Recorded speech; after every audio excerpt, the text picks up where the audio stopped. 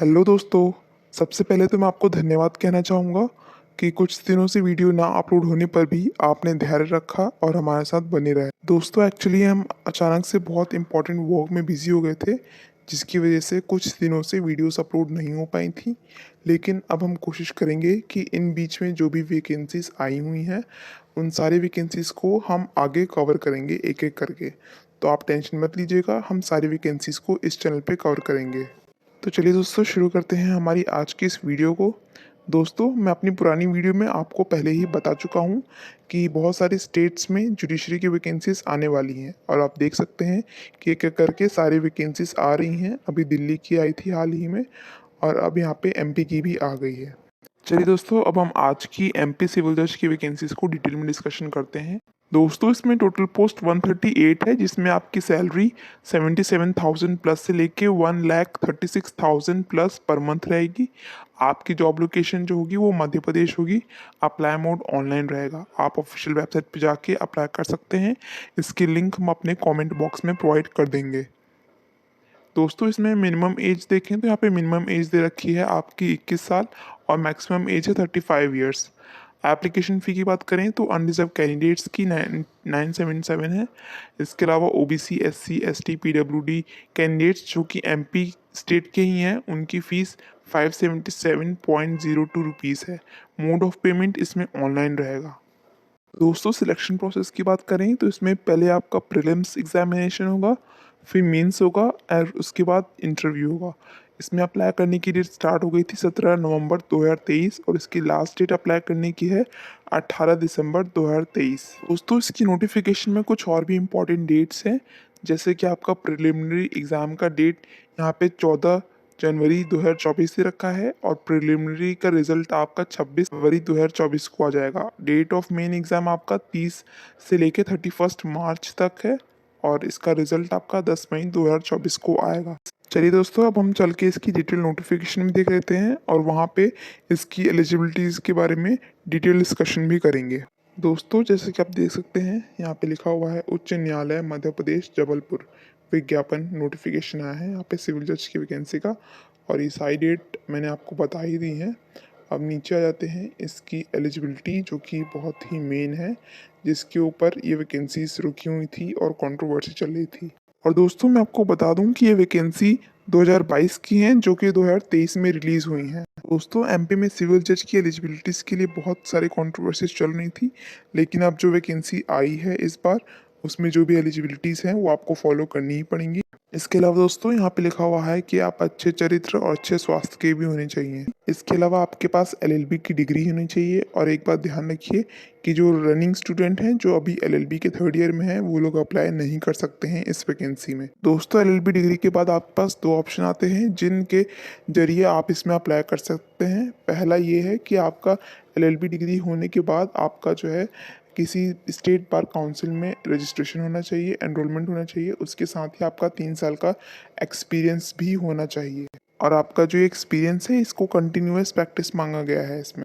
और दोस्तों दूसरा ऑप्शन ये है कि अगर आपके पास 3 साल का एक्सपीरियंस नहीं है तो अगर आप जनरल कैटेगरी में हो तो आपका 70% जो है वो मार्क्स होना चाहिए और अगर आप SC ST वगैरह में आते हो तो आपका जो है 50% मार्क्स होना चाहिए।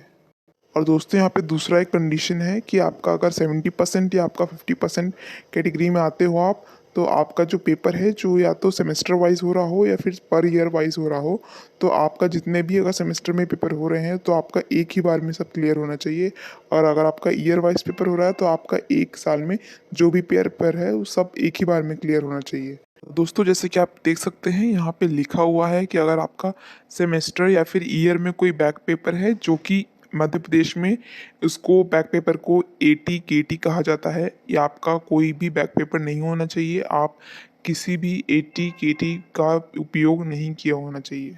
तो दोस्तों अगर लॉन्ग स्टोरी शॉर्ट करें तो एक ही लाइन में बोलना चाह रहे हैं कि आपने जितने भी 70 मार्क्स या फिर 50 मार्क्स अपनी कैटेगरी के हिसाब से ऑब्टेन किए हैं, ये मार्क्स जो हैं इसमें ऑब्टेन करने में आपके एक भी बैक पेपर नहीं होने चाहिए। आपने विदाउट बैक पेपर ये मार्क्स ऑब्टेन किए हों। तो दोस्तों जैसा कि आपने देखा ये तो थी दूसरी कंडीशन इस वैकेंसी में अप्लाई करने के लिए। अब हम आ जाते हैं फिर से पहली वाली कंडीशन में जिसमें आपका 3 साल का एक्सपीरियंस है।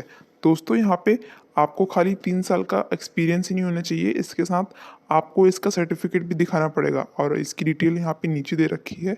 अगर आप नीचे आएँगे तो यहाँ पे इसमें डिटेल में आपको सब कुछ यहाँ पे नोटिफ़ाई किया गया है।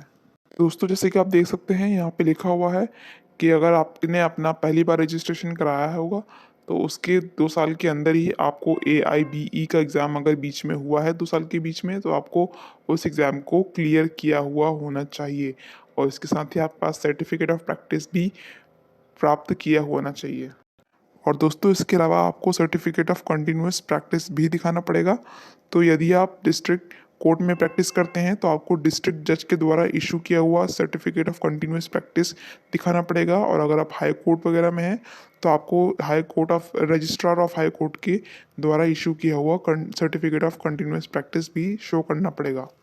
तो दोस्तों ये तो थी इस वैकेंसी के लिए मेन एलिजिबिलिटीज़ जो कि मैंने इस वीडियो में डिटेल डिस्कशन कर दिया है और इसके अलावा आपको कोई भी क्वेरी अराइज होती है तो आप पूछ सकते हैं कमेंट बॉक्स में। दोस्तों आप देख सकते हैं कि इसकी एलिजिबिलिटीज़ को कितना स्ट्रिक्ट बना दिया गया है।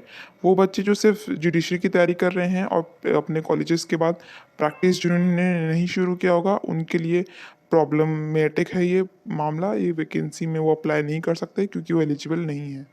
अगर उनकी दूसरे कंडीशन से जो कि 70% मार्क्स हैं वो ऑब्टेन नहीं किया उन्होंने तो दोस्तों हम तो आपको सजेस्ट करेंगे कि अगर आपने अभी तक प्रैक्टिस नहीं शुरू की है तो आप कहीं ना कहीं अपनी रजिस्ट्रेशन करा के वो अपना प्रैक्टिस भी शुरू करिए और अपने जुडिशरी की तैयारी भी साथ में कंटिन्यू रखिए। अगर आज इस एलिजिबिलिटीज़ को एक स्टेट ने इम्प्लीमेंट किया है तो आगे चल के और स्टेट भी इसको फॉलो कर सकती हैं, इसलिए आप अच्छा यही होगा कि आप पहले से ही थोड़ा सिक्योर साइड में रहें और अपना प्रैक्टिस भी धीरे धीरे स्टार्ट करना शुरू करें।